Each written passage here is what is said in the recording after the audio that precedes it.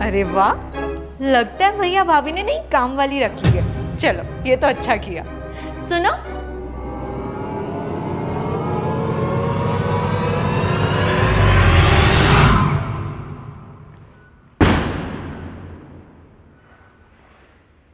माँ, माँ ये क्या हालत बना लिया आपने अपनी। अब घर में झाड़ू पोछा कर रही है, क्या है ये सब? कुछ नहीं बेटा, अपने घर का काम कर रही हूँ। पर अरे गुनगुन, तू कब आई? भैया, माँ की ये हालत देखकर तो लगता है कि मैं बिल्कुल सही टाइम पर आई हूँ। ये कैसे कपड़े प्रेस किए आपने मेरे? गुनगुन तू?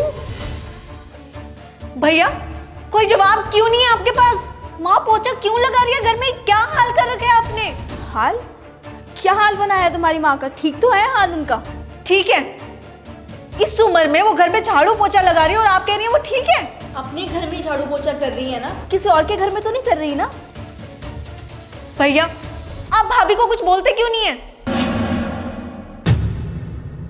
अच्छा, अब समझ में आया कि कपड़े भी इस्त्री करने आपने माँ को ही दिए होंगे, है ना?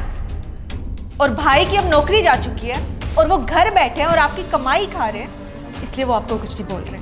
हाँ, खा रहा है वो मेरी कमाई, क्योंकि हस्बैंड है वो मेरा। और तुम्हारी माँ, वो क्या कर रही है? ये बोला था बस उसको ढंग से प्रेस करने के लिए, वो भी नहीं ढंग से हुआ। एक नंबर की कामचोर है तुम्हारी माँ। भाभी जुबान संभाल के बात कीजिए, मेरी माँ है ये। माँ है ना, तो भी इस घर से निकल और अपनी माँ को भी ले जा। अरे बस थोड़ा सा काम करने के लिए क्या बोल दिया, दोनों माँ बेटी को आग ही लग गई है जैसे।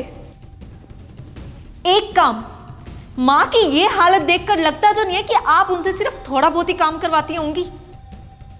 और जितना तुम्हारी माँ खा लेती है ना, उतने में ना घर में एक नौकरानी आ जाती है।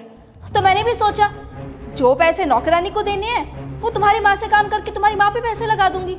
भाभी अपने पैसे ना आप अपने पास ही रखिए। और आप शायद भूल रही हैं, आप जिस घर में खड़ी हैं ना, वो घर मेरी माँ का है। और भैया वो भी माँ के ही बेटे हैं, आपका कुछ नहीं है यहाँ पर। कब तक जिंदा रह लेगी तुम्हारी ये माँ? जिस दिन मर गई ना, उस दिन ये घर भी मेरा और तुम्हारा भाई भी मेरा। किस पत्थर की बनी है भाभी आप? आपको अंदाजा भी है कि आप क्या बोले जा रही हैं? मुझे सब पता है मैं क्या बोल रही हूँ और क्या नहीं बोल रही। ये तुम तो मुझे बिल्कुल मत बताओ। मुझे क्या लगता है ना, शायद आपके माँ बाप चल बसे। गुनगुन,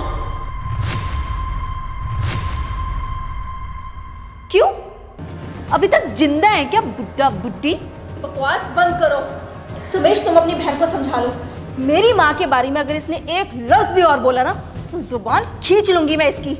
अच्छा, मैं आपके माँ बाप के बारे में एक शब्द भी ना बोलूं और आप यहाँ पर मेरी माँ से नौकरानी की तरह काम करवा रही हैं, तो मुझे आपके साथ कैसा सलूक करना चाहिए फिर? तुम्हारी जैसी बहुओं के कारण ना हर बहू को किसी ना किसी घर में नौकरानी के जैसे ट्रीट किया जाता है। पता है क्यों?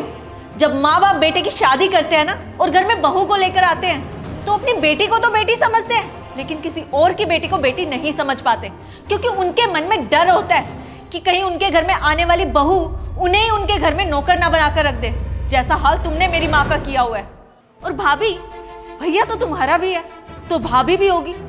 और तो और कई दिनों से आप अपने मायके भी नहीं गई हैं। देख लीजिएगा कहीं आप अपने घर जाएं और आपको भी अपने माँ बाप के हाथ में झाड़ू पोछा नजर आए। मेरी भाभी की ना इतनी सी भी हिम्मत नहीं है कि मेरी माँ को एक गिलास भी उठाने के लिए बोल दे। तो भाभी आपकी भी हिम्मत नहीं होनी चाहिए कि आप मेरी माँ से घर के काम करवा सको। उन्होंने आज तक ये सब काम नहीं किए थे, पर जब अपने ही अपनों का ख्याल ना रखे ना, तो फिर गैरों को अपना बनना पड़ता है। क्योंकि बोल देते हैं ना लड़कियों को तो कि लड़कियां पराया धन होती हैं, लेकिन मुझे लगता है कि लड़कियां ही अपने माँ बाप को ज्यादा संभालती हैं। आजकल की बहुओं और बेटों से तो कोई उम्मीद ही नहीं रखनी चाहिए। माँ, आपको इस घर में रहने की कोई जरूरत नहीं है, आप मेरे साथ चल रही हैं। माँ देख क्या रही हैं? सोचने के लिए कुछ बचा नहीं है इस घर में अब आपके लिए। चलिए चलिए, सोचिए मत। चलिए माँ।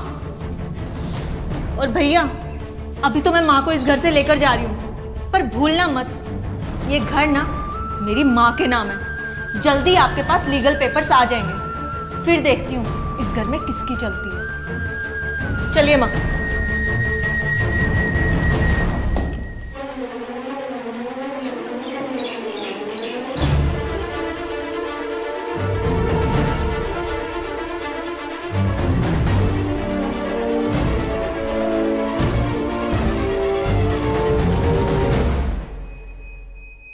जब एक लड़की शादी करके दूसरे घर में जाती है ना, तो एक्सपेक्ट करती है कि उसके सास ससुर उसे अपनी बेटी की तरह रखें।